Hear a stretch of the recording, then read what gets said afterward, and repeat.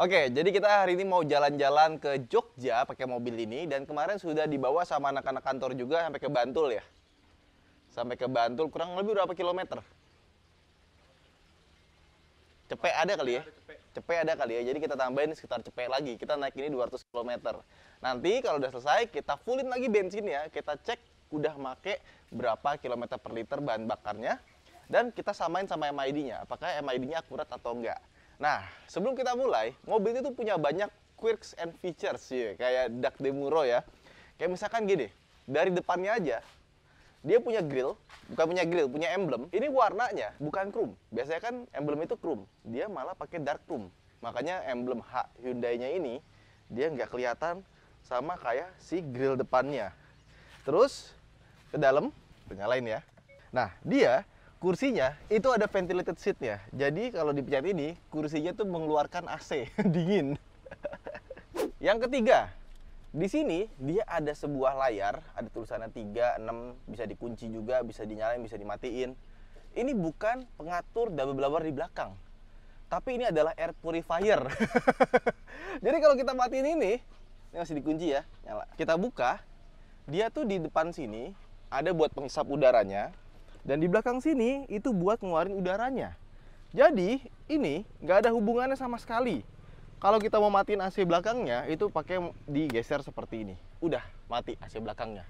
Terus di balik sini ini ada sebuah filter anti dust. Jadi dia fungsinya ini anti dust buat menyaring debu, kurang lebih sama seperti filter AC atau filter kabin yang ada di balik laci situ. Nah, dia nggak ada teknologi ion seperti plasma caster atau nano generator. Nano I ya? Nano I dia nggak ada di sini. Ada kipasnya di dalam. Kita pasang lagi yuk. Udah nyala lagi, kita kunci. Jadi nggak bisa dipencet-pencet. Yang keempat, mobil ini sudah punya head unit dengan Android Auto. Tapi kita nggak perlu colok-colok kabel buat aktifinnya. Dia pakai koneksi Bluetooth aja. Kita pencet Android Auto, langsung jalan. Ya, tuh, keren ya, tanpa harus disambungin. Dan ternyata ini cukup smooth loh. Tuh. Jadi siapa bilang kalau misalkan Android Auto itu kalau pakai wireless itu lemot dan suka kadang-kadang error? Ini benar-benar smooth. Bahkan lebih smooth dibandingkan dengan merek-merek Jerman yang sama-sama punya wireless Apple CarPlay atau Android Auto. Keren loh. Nah terus, mobil ini dia punya wireless charging di bagian sini. Ya, mobil di kelas level segini punya wireless charging itu sebenarnya biasa. Veloz kan juga ada punya. Nah cuman, dia ini ada sesuatu yang unik. Karena wireless chargingnya itu biasanya ada tombol buat aktifin atau matiin di sini. Atau beberapa mobil ada di head unitnya. Kalau ini beda. Buat aktifin sama non-aktifinnya ada di speedometer. Nih, ada di convenience. Kita masuk ke wireless charging di sini. Lucu ya? Terus mobil ini punya fitur untuk membuat penumpang belakang lebih tenang pas lagi tidur. Kita all menus. Di sini ada namanya quiet mode.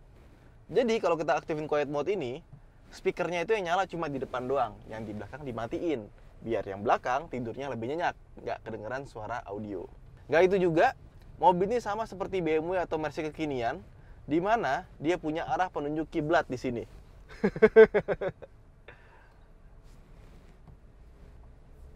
Jadi kalau kalian sudah pakai head unit bawahnya Hyundai ini, kayaknya nggak perlu upgrade deh. Semuanya udah ada di sini. Terus, mobilnya juga punya namanya valet mode.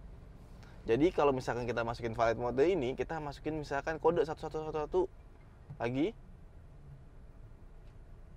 Nah, kalau udah seperti ini, nanti ketika kita lagi nyetir valet, itu nggak bisa diotak-atik head unitnya sama petugas valetnya. Jadi dia nggak bisa ngotak-ngatik dan dia akan merekam kegiatan yang dilakukan oleh si bapak valetnya itu. Nih, driving distance-nya berapa, driving time-nya berapa, top speed-nya berapa, akan dicatat semua.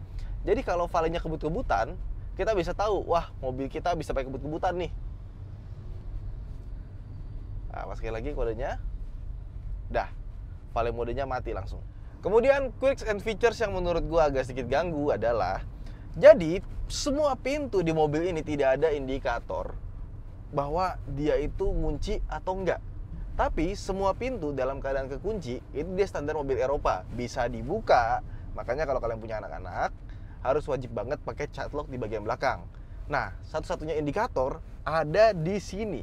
Jadi untuk tahu mobil ini dikunci atau enggak dari dalam, itu bukan ada di sini atau di sini seperti mobil-mobil pada umumnya, tapi ada di lampu kecil ini. Jadi kalau lampu kecil ini mati, maka dia bisa dibuka dari luar. Tapi kalau lampu kecil ini kepencet seperti ini, ada lampunya nyala, maka tandanya dia kunci. Ya, ini agak nyebelin. Jadi sebenarnya kita itu mau ke tempat teman gue di Sleman ya, sekalian ngetes Hyundai Creta ini karena dia bikin brand kulit-kulitan namanya Oriel, dan katanya dia tuh kulitnya beda. Kulitnya itu yang export quality, bukan kulit yang bisa dijual di lokalan. Penasaran ya? Gue juga. Sana yuk.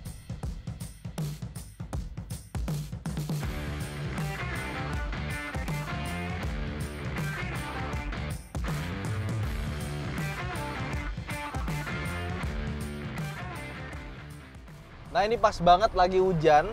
Mungkin banyak teman-teman yang nanya gimana suara atapnya pas lagi hujan ya. Kayak mobil-mobil zaman sekarang biasanya kan tipis ya. Nah di mobil ini atapnya kan kaca, bukan kaleng-kaleng. Jadi ketika hujan begini suaranya yang terdengar adalah suara kaca, sama seperti depan. Berisik nggak? Ya sedang-sedang lah, tapi lebih mending dibandingkan dengan suara klenteng-klenteng gitu ya. Kalau kita buka gimana nih? Oke, berisik nggak? Suaranya makin renyah pas dibuka. Jadi kalau lagi begini lebih baik ditutup saja biar nggak berisik. Suara kaca gimana sih? Renyah-renyah gitu kan, tapi nggak semengganggu suara kaleng sih. Jadi kebetulan pas banget hujannya lagi lebat. Ya gitu, jadi kurang lebihnya naik kereta pas lagi hujan.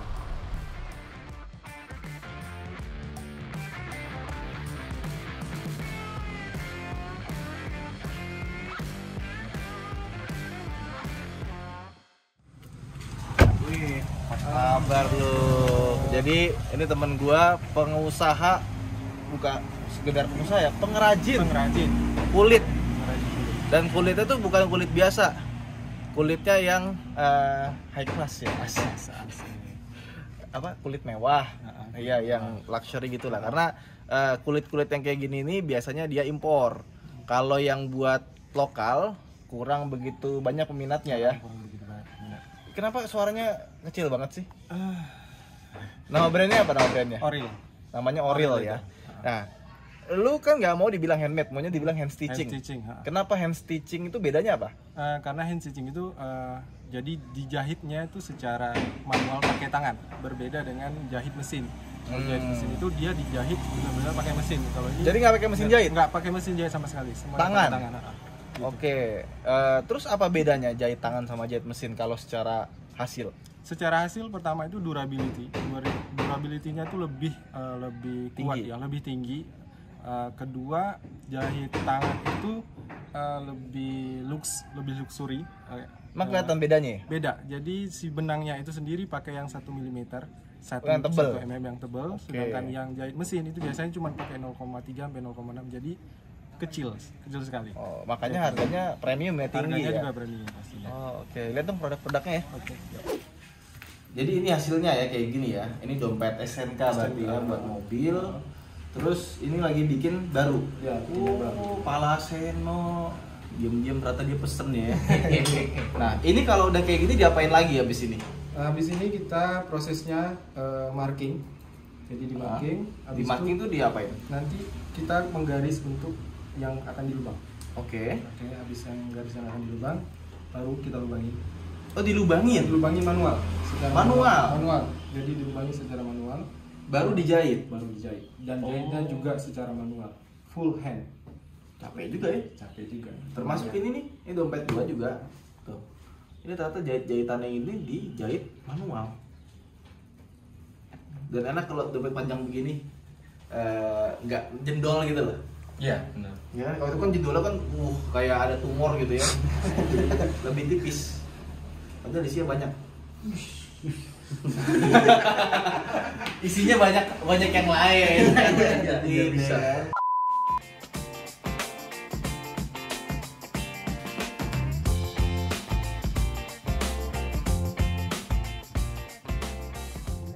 Jadi ya.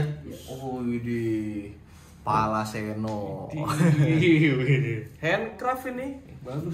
Hand stitching bukan handcraft lagi. Hand stitching nih. Seni gue jadi keren kan. Iya.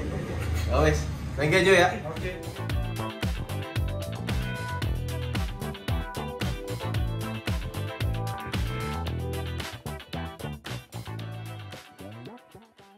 Oke, kita udah sewa pom bensin dan sekarang kita mau isi sampai full. Nah, kalau dari trip komputer di sini kita lihat average-nya tuh 11,7 km per liter since refueling. Kita pencet lagi yang lain. Oke, ini yang versi satunya lagi. 267,7 km, beda cuma 0,1 km ya. Terus average-nya 11,7. Yang bener yang mana sih? 0,8,7. Oh, udah sama-sama nih. Oke, udah sama-sama jadi 11,7. Stop.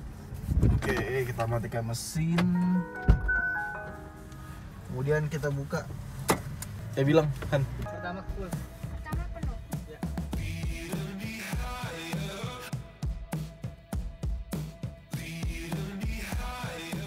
Oke, udah mulai gelap.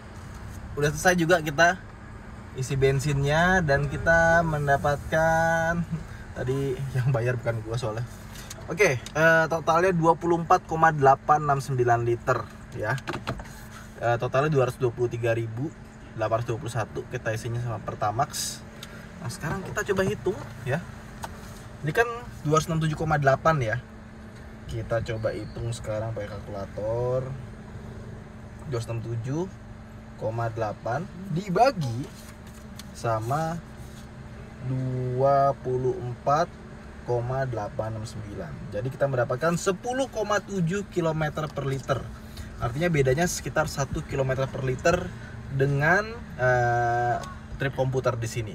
Jadi kalau pakai hitungan manual, metode full to full kita dapat 10,7 km per liter. Sedangkan di trip komputer 11,7 km per liter, bedanya sekitar 1 km per liter kurang lebih.